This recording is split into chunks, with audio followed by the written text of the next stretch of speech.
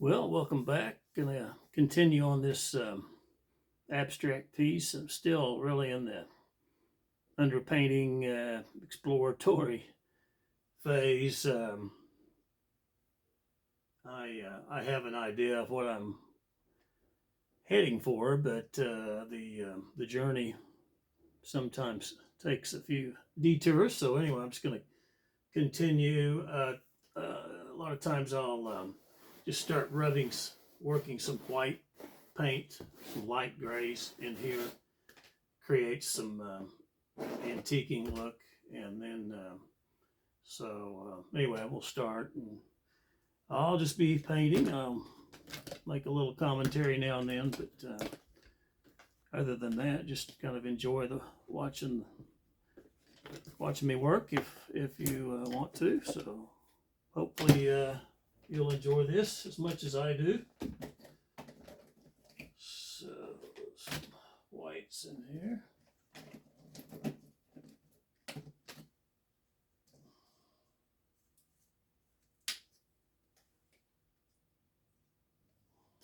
Some grays.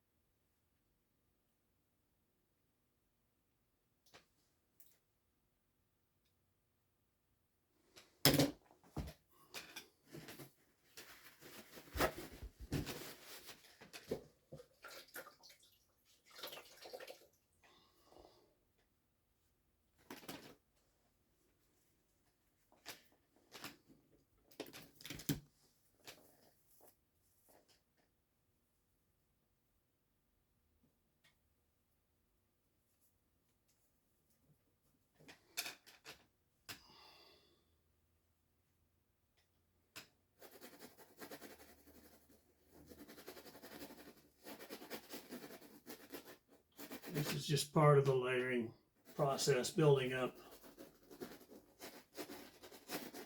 layers and building it up, tearing it down, layering over it again and again, and things begin to form up amazingly. Sometimes it looks like I feel like I'm going nowhere, and it will start to form. It's one thing I like about the abstracts. I'm never quite sure, 100% sure what I'm going to get with it, like I am with my landscapes. So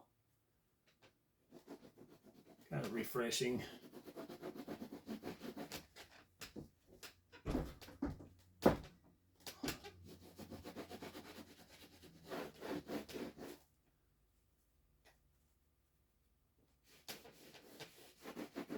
More of a light gray here. And you can see as a layer, you can kind of de-intensify some of the darks, and as you go over it, create this kind of ghosted in look, and just creates some interesting layers. So it's again, you kind of have an idea, but the painting kind of tells me what I want or what it wants as I go.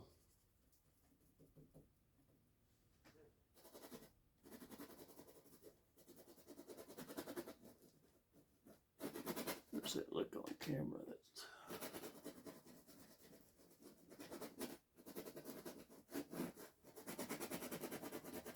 Looks like that's all getting in, so good. Play around with the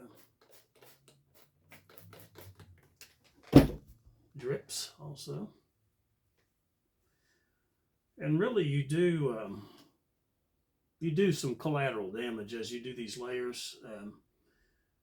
Some of the things you just painted, you may kind of wipe those out, but in the end, you finally find your way, and anything that you've lost, you can just put back in there. Um, so I think don't be afraid to wipe out some of the areas if you don't feel like it's through. Just continue to layer it. It's watercolor. This is acrylic. It's an opaque medium. Watercolor is transparent. You can work a watercolor to death pretty easy, but layering these acrylics, you just keep building richness in them as you work them. So I always tell my students they're very user friendly. You can mess them up and fix them. And watercolor, it's very little repair you can do with that. And I love watercolor, but it's a different animal.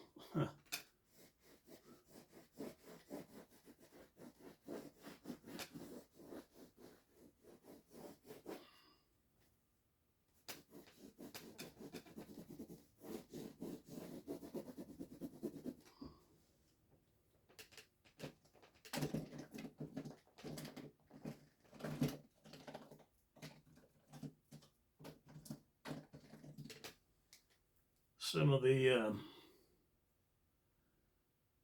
colors, I typically use all heavy-bodied colors on my landscapes. Where an abstract, you can just kind of go all over the place with those. So I've got, some of the fluid acrylics here, and then some heavy-bodied, and I'll use really both of them with that. With the abstract pieces.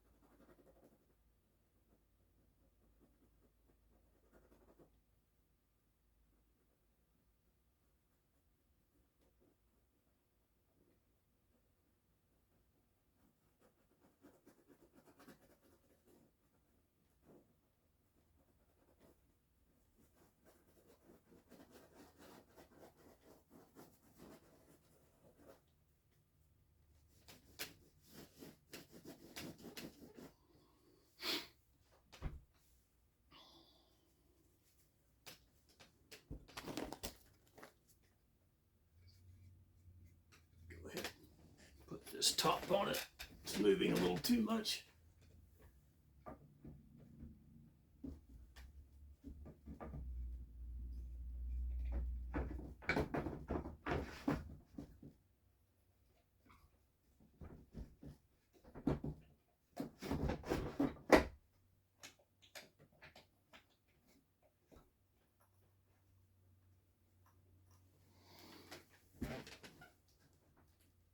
Maybe that's better. Something, let's see.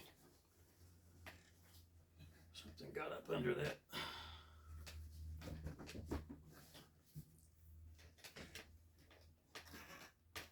There we go.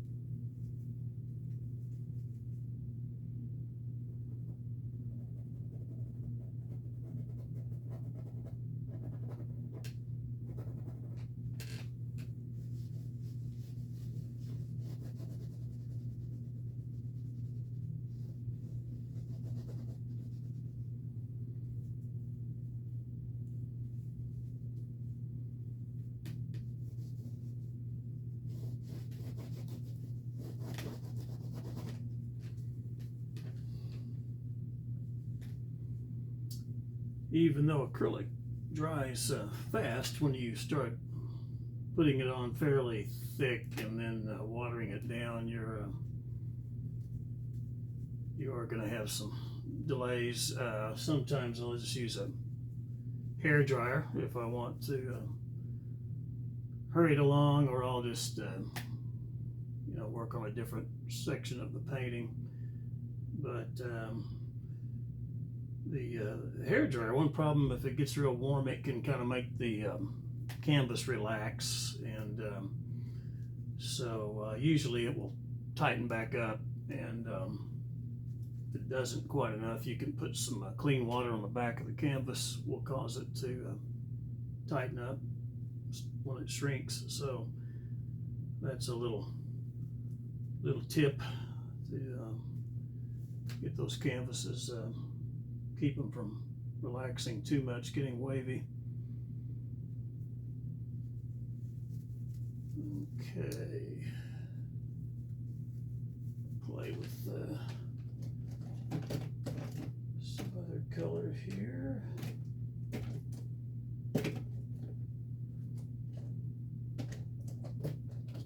Here's kind of a warm gray. Lighter gray, I like to work in.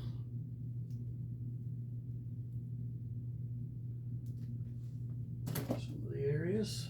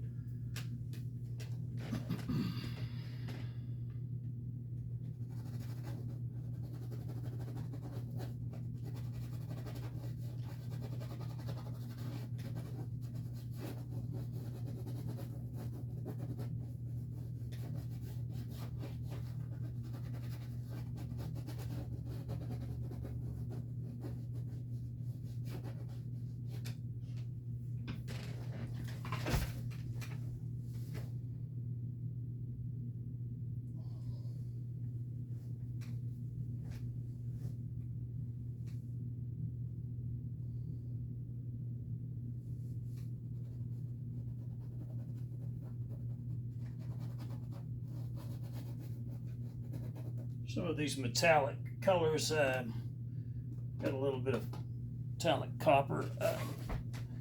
They'll, you can cover them up and then let just a little of it peek through. Kind of gives it an interesting look, where it's just a little bit of the metallic. And of course, you can always add some back if you decide you got too aggressive with the top layer. But again, that's the user friendliness of acrylic. You can reclaim areas as you work them.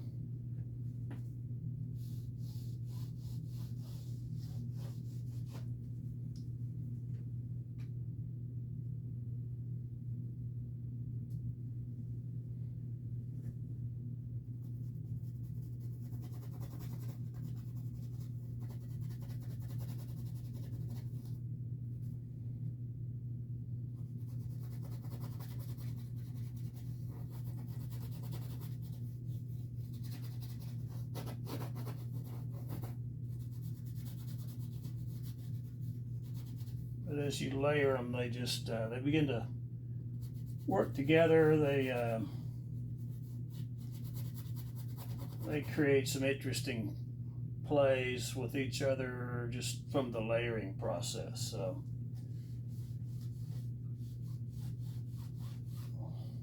just in doing that, getting that layering going, you can just build some pretty interesting areas that it looks like a lot's going on there, and just the layering and the texturing begins to just create some things for you.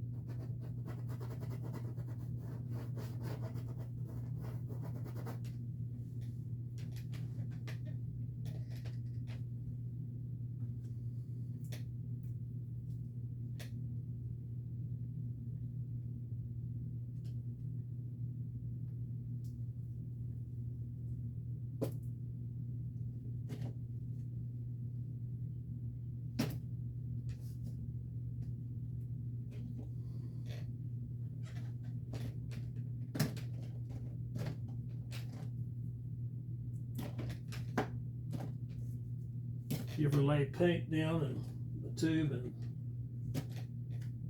10 seconds later it's gone? If you paint very much, I bet you have. For that warm gray.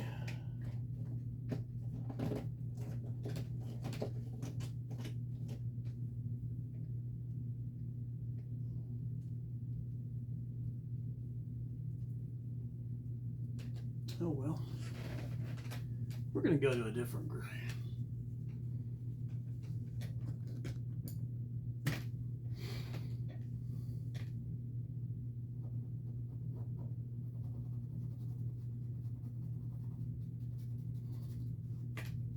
But I like to play with the more earthy colors along with some very bright color, and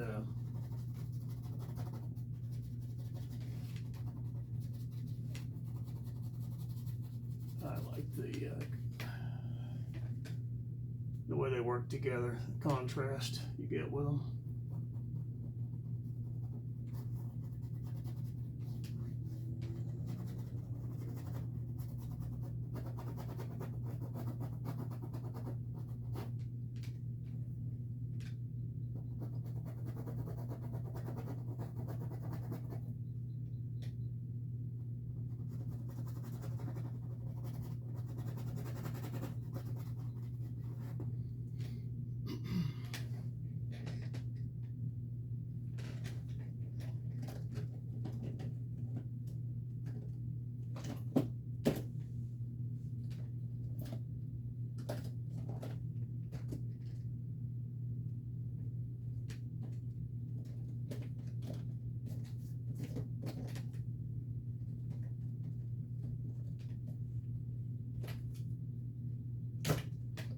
I'm still looking for that too, a warm gray.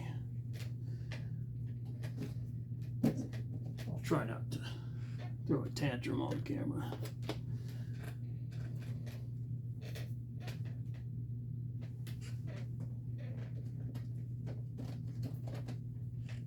Got it? See, just remain calm.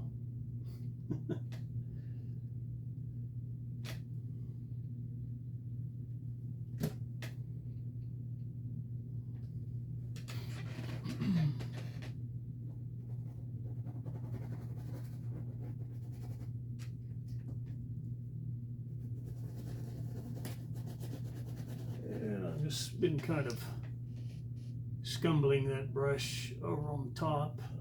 Every now and then I'll really just drive it in harder, and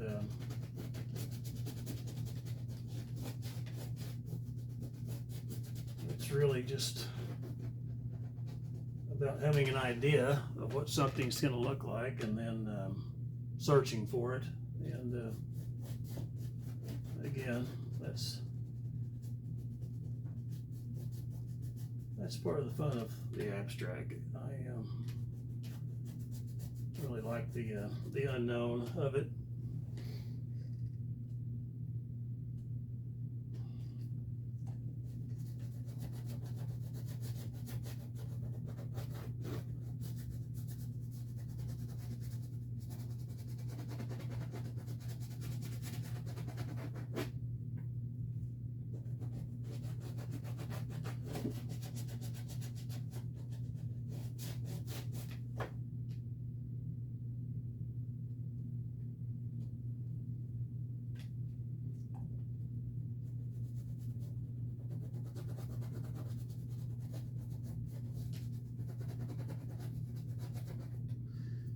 And I like again, I kind of like the drips, letting it free flow. That's up to you. You can drip or you can not drip. That is the question.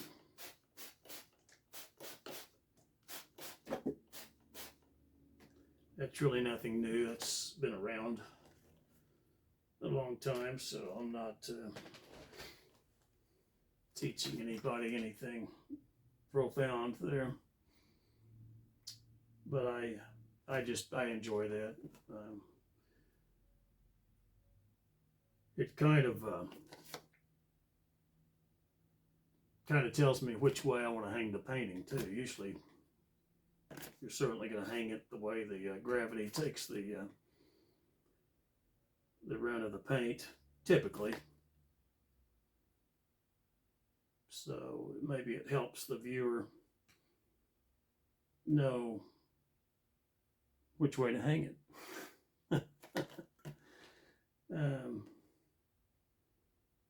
I like the look of it. Someday I might not drip, but today I drip.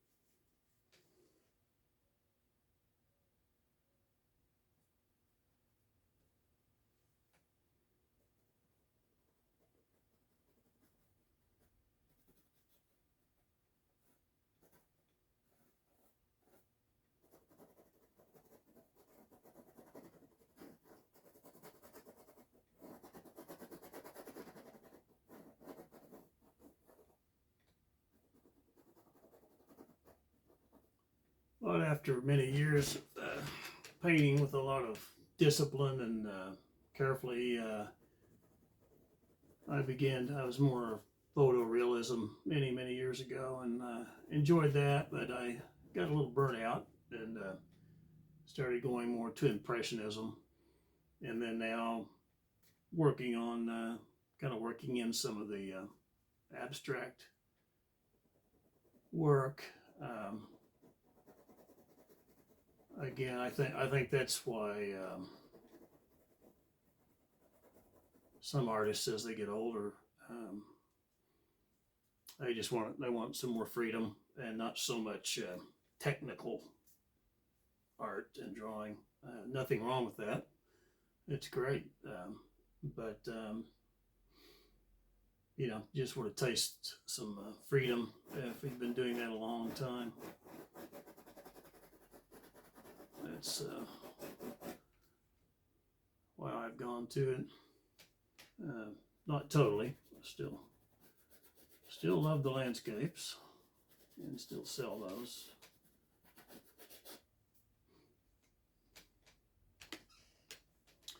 And then again, we're still long way to go. This is going to finish up with quite a bit of the teal in it, but I like to just really play with the underpainting. It almost doesn't matter what you put in an underpainting. It's just something, start the layers going. And if you're going to finish with some bright color, I think it just makes sense to have a little bit more earth tones, less bright, more dull type colors underneath. Makes a good foundation for the brighter colors to really pop and be shown without the competition. So anyway, that's why I handle it that way. So just as I go, I'll continue to kind of work in some of these other colors, more bright ones.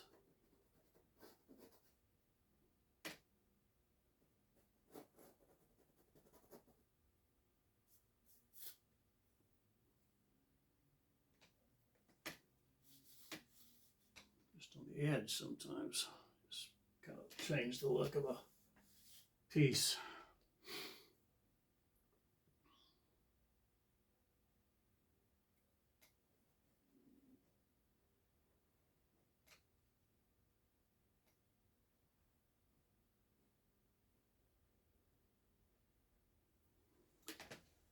And then some of the white underneath too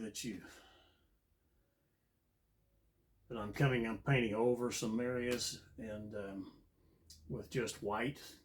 And part of that, the brightness of white opens it up, but it also makes a nice lighter, kind of like the white canvas to allow some of these brighter colors on top to have that white show through a little bit if they're not too thick, and make them a little more bright. Now these are still a little wet, but maybe these thinner layers are dry, so you can just, that white underneath is helping brighten that up. Let that fade down a little.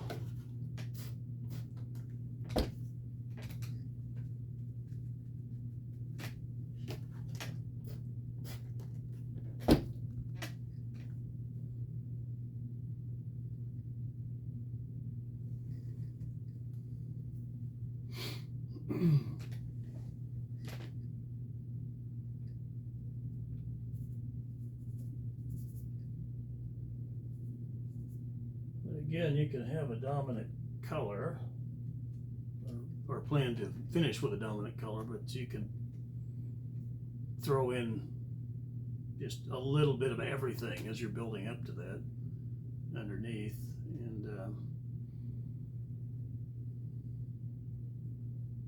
it's kind of part of that free, fun part of it.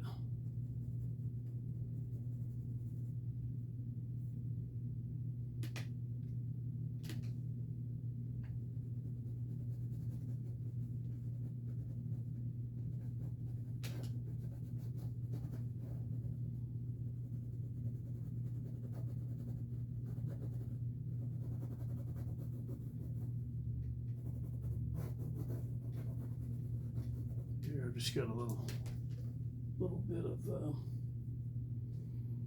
Prussian blue. This is the teal that had some other. There's some of the Prussian blue got over here on the palette. Kind of working that into some of the black, and then I'll probably go back over it with some black, and then they'll just be a hint of both of them there. I think that's what adds interest is you've got a dark space, it's black, but have black and blue and brown and a lot of the same value, where they don't stand out. But if somebody looks close, they see, wow, all these different things going on, different colors, even though it looks like just a black movement through there.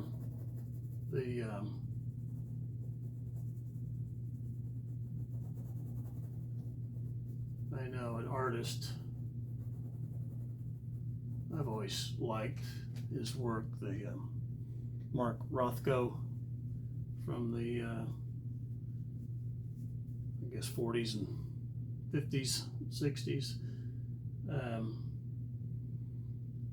He did those very simplistic, kind of minimalist patterns of just a small field of color here. It's got a background color and then a larger field, and it was always, small field and a large field that looked like just all, say, crimson on a black background. But if you look closer, you could tell there was other layers just mixed in there with it. And if you look close, and what looked like 2 or 3 colors, just flat colors, if you look closer, you would see all sorts of things going on. Or a Monet painting, say he has a green field of grass, and it from a distance it's predominantly green. You look up close and you see just all sorts of reds and pinks and yellows, but predominantly it's green. And that's another little secret of just doing an interesting painting, is taking the time to build up all sorts of things underneath. And it's almost like, and you can't even see them unless you look very close, but that's what viewers like to do. They like to look close, and as an artist, I like to look close and paint close and see these interesting things going on. And that's what maybe separates a good painting from a great painting. Just taking that time to build all those different colors into something that could just be one color. And but you'd be surprised, viewers, even non-art fans, just people that have a casual interest, they'll come up and immediately pick out one little 2 or 3 drops of purple or something, just the tiniest bit, and it'll excite them. It's like, oh wow, you just put that little bit in there. And maybe I did, but maybe it's just in the layering process, some of those survived, some little bits of them survived, some of them were covered up. And so really you set yourself up for good things to happen as you layer these things. And you have control over them, but to some extent, but you're kind of trying to make it look like it's more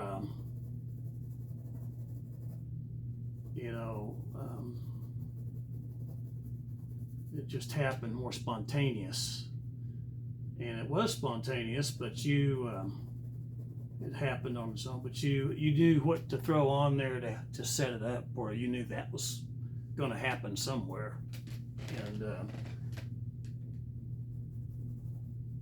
having the confidence to do that and keep building, that's when you start, people notice you.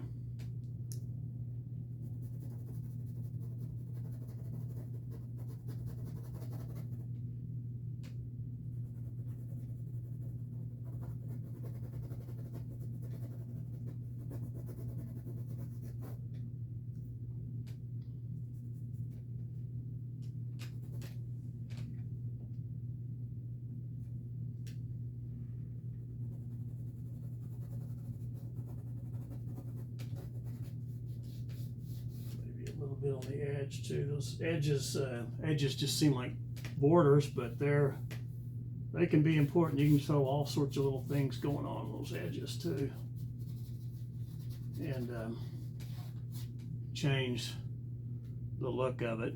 Just like we were talking about, just on the edge. Sometimes you can say, I want to change that a bit, so just take some of this naphthol crimson and just like that. All of a sudden, got another bright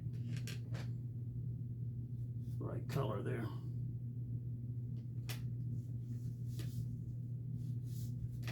And those may survive, maybe they won't. Maybe part, but maybe not all of it. On the top of this, same color.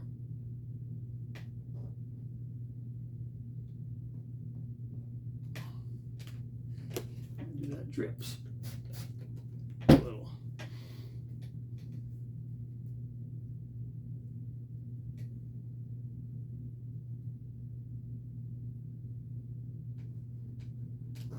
I think it's just a very fun way to paint, and I enjoy the process. And I don't get in a hurry. Again,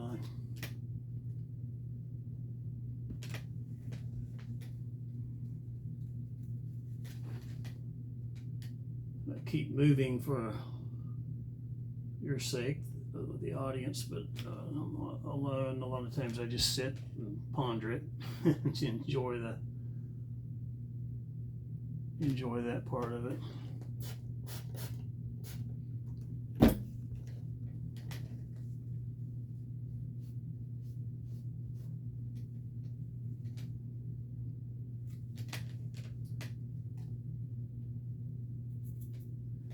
Let's see, where's my time? How many?